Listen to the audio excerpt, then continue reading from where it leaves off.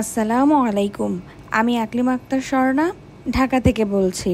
মারিয়ামস মম blogs চ্যানেলে আপনাদের সবাইকে স্বাগতম। কাছে এবং দূরে যে যেখান থেকে আজকে আমার এই ভিডিওটি দেখছেন, আশা করছি আল্লাহর অশেষ রহমতে আপনারা সবাই অনেক ভালো আছেন। আলহামদুলিল্লাহ, আমরাও বেশ ভালো আছি।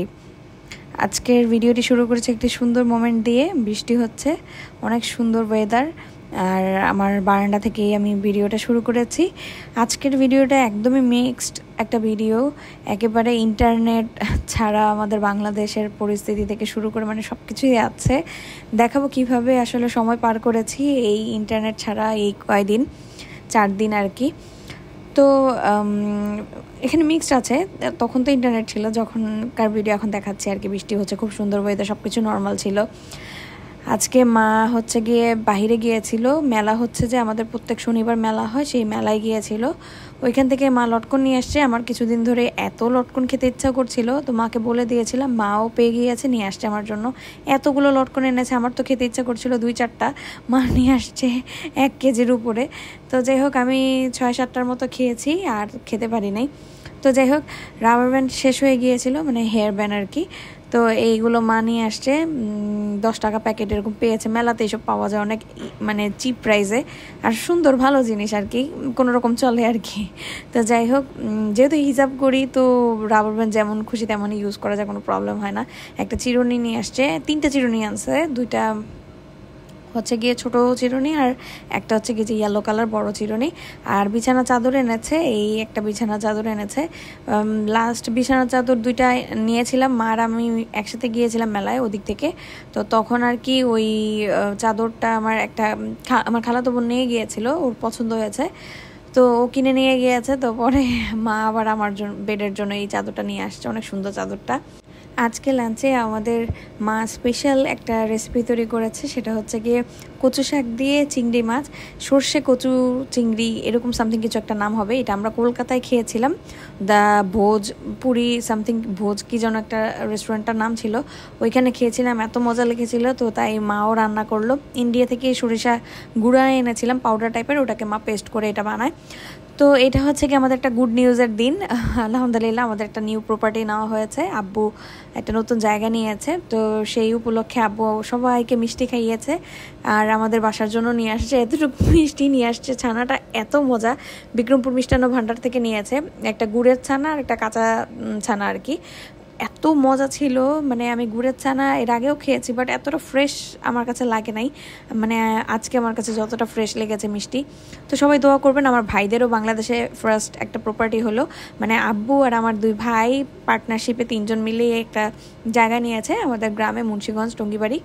তো আমাদের অনেক বছর পর একটা প্রপার্টি হইলো আর কি বাংলাদেশে। কানাডায় তো রাকিব বাড়ি নিয়েছে অলরেডি, তো আবার আরও ওরাও কানাডাতে জায়গা নেওয়ার চেষ্টা করছে। আল্লাহুম্মা বারিকলাহ, কারো নজর যাতে না লাগে, আল্লাহ আমাদেরকে এভাবে উপরের দিকে উঠাক। আমরা আল্লাহর কাছে এটাই চাই, আমার ভাইদেরকে সাকসেস করুক, এটাই আল্লাহর কাছে দোয়া করি। আমি সবসময় আমার ভাইদের জন্য, আমার হাজব্যান্ডের জন্য, আমার আব্বুর জন্য, সবার জন্য আমি দোয়া করি।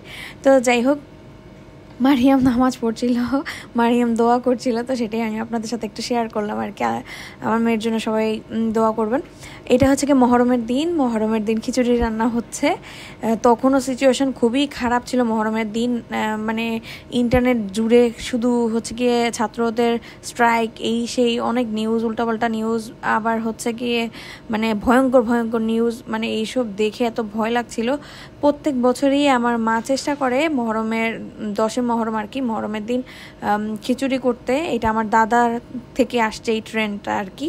আমার দাদা নাকি করতো প্রত্যেক মহরমে হচ্ছে গিয়ে খিচুড়ি, এরকম পাতলা খিচুড়ি, আমরা মুন্সিগঞ্জের ভাষায় লেচকা খিচুড়ি বলি, তো সেটা করতো।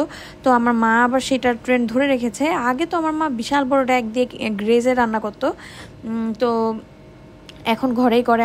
আমার মার যেহেতু এখন আর শরীরে অত জোর নাই আর কি। তো যাই হোক, তো এত মজা হয়েছে খিচুড়ি, আমাদের বাসার সবাইকে দিয়েছে, আমার সব কাজিনরা এসে নিয়ে গেছে যার যার ঘরের জন্য। তারপরে হচ্ছে কি আমরাও খেলাম, এত মজা হয়েছে। মিরপুর থেকে আমার আন্টিও চলে আসছে, এই গ্যাঞ্জামের মধ্য দিয়েও আসছে আন্টি খিচুড়িটা ট্রাই করার জন্য, কারণ আমার মায়ের হাতের কেন জানি এই সিন্নি খিচুড়িটা এত মজা হয় যে আপনাদেরকে বলে বোঝাতে পারবো না। তো আমার আন্টি আর আমার মিরপুরের আন্টি আর মা রোজা ছিল, তাদের জন্য কোল্ড কফি বানিয়েছি। তো তো এটা ছিল তাদের ইফতারিতে, আর খিচুড়ি ছিল, খিচুড়ি খেয়েছে। তো আন্টি তো তারপরের দিন মানে বৃহস্পতিবার দিন সন্ধ্যার দিকে চলে গিয়েছে। বৃহস্পতিবার দিন মারিমের বাবার আসার কোনো স্কোপই ছিল না, তাই মারিমের বাবা আর আসতে পারে নাই।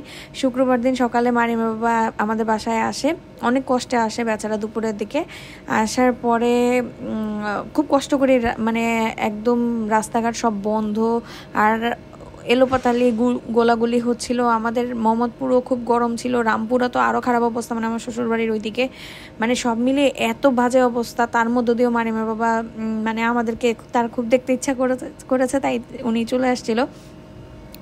এটা হচ্ছে গিয়ে শনিবার দিন রাতের বেলা মারিয়াম, আমি আর আমার মা আমরা বের হয়েছে হাঁটতে। মারিয়াম খুব গাড়ি করছিল, ও বাইরে বের হওয়ার জন্য এত পাগল হয়ে যায় কি আর বলবো। তো রাস্তা ফাঁকা পেয়েছে, ইচ্ছা মতো দৌড়িয়েছে।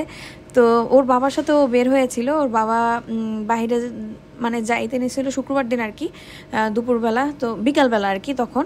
তো মারিয়ামও বলছিল যাবে, তো আমি বললাম যে নিয়ে যান, বাচ্চা মানুষ একটু ঘুরে আসুক, এখন তো রাস্তাঘাট খালি।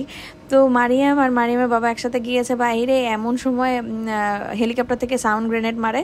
তো মারিয়াম তো বাসায় আসার পর থেকে বুম বুম বুম বুম বলতেই আছে, সে ভুলতে পারতেছে না ওই বোমের আওয়াজ। তো এটা ছিল সন্ধ্যার নাস্তা। মা আলু পরোটা করেছে, 2টা রুটির মাঝখানে আলু ভর্তা দিয়েছিল, সকালের আলু ভর্তা ছিল, সেটা আমাদের সন্ধ্যার নাস্তা হয়ে গিয়েছে। আলহামদুলিল্লাহ খুবই মজা হয়েছিল পরোটাটা। তো এই ছিল আমার আজকের ভিডিওটা কেমন লাগলো অবশ্যই কমেন্ট করে জানাতে ভুলবেন না। সবাই সুস্থ থাকবেন, ভালো থাকবেন, আমাদের জন্য বেশি বেশি দোয়া করবেন। আল্লাহ হাফেজ, আসসালামু আলাইকুম।